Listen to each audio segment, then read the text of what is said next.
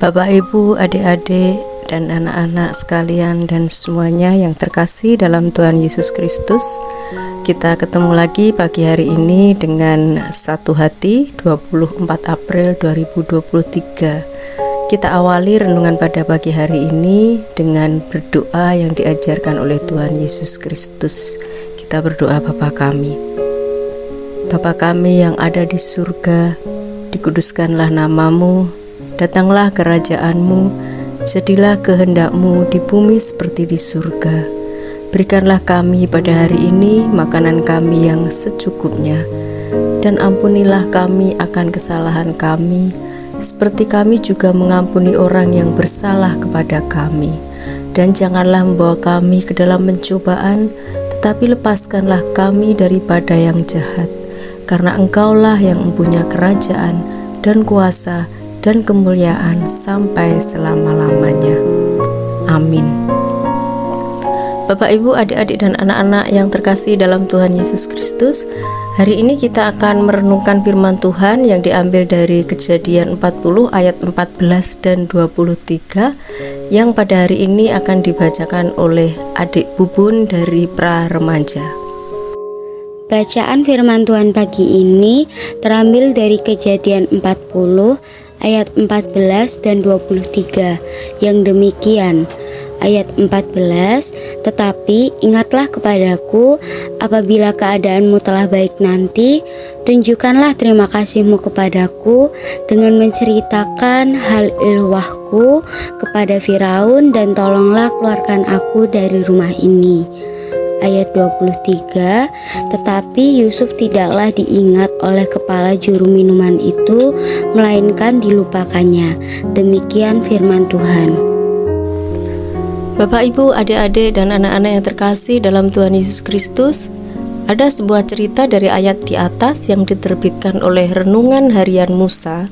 Dalam cerita tersebut dikisahkan bagaimana Yusuf yang menjalani hukuman dengan cara yang tidak adil berharap kepada pertolongan juru minum raja yang dulu pernah dia tolong. Namun pertolongan itu tidak pernah kunjung datang, bahkan dia dilupakan. Namun di luar dugaan Yusuf, Tuhan ternyata memiliki rencana sendiri, dan akhirnya Yusuf diangkat sebagai penguasa Mesir. Bapak, Ibu, adik-adik, dan anak-anak, saat merenungkan peristiwa di atas, saya sedikit dibantu oleh sebuah artikel yang diunggah di laman Badan Pendidikan Kristen Penabur yang mengarahkan saya kepada dua konsep sikap, yaitu pasrah dan berserah. Dua konsep ini sepertinya memiliki makna yang sama tetapi cukup berbeda. Kalau diterjemahkan di dalam bahasa Inggris, pasrah itu bisa diterjemahkan dengan placid. Dalam beberapa konteks itu diartikan dengan fatalistik. Sementara berserah itu diartikan dengan believer atau agree. Dalam beberapa konteks itu dimaknai dengan agree to the power or possession of another. Kita bisa lebih mendalami perbedaan dari dua kata ini dengan beberapa contoh. Yang pertama, misalnya ketika orang menghadapi sakit yang cukup berat. Ada orang yang mengambil keputusan untuk ya sudah, ini sudah takdir, kita tidak bisa ngapa-ngapain. Nah, ini lebih dekat dengan arti fatalistik, pasrah, menyerah. Tapi ada juga orang yang bersikap ada beberapa prosedur pengobatan yang harus dia lalui, dan kemudian dia berusaha untuk menjalani proses pengobatan itu. Namun apapun hasilnya, itu semuanya adalah kehendak Tuhan. Ini lebih dekat maknanya dengan berserah. Atau kasus yang mungkin sering dihadapi oleh anak muda di dalam mencari pekerjaan, atau misalnya di dalam mencari tempat kuliah. Untuk kasus melakukan tes pertama kali tidak lolos, ada yang kemudian mengatakan, ya sudah, ini bukan jalan saya untuk kuliah, saya langsung kerja saja misalnya. Ini lebih dekat dengan konsep pasrah, fatalistik.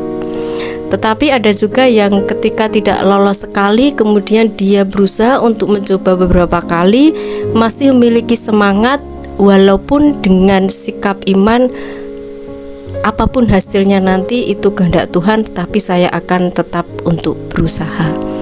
Ini dua contoh bagaimana kita bisa mengambil atau memilih sikap apakah akan pasrah atau berserah.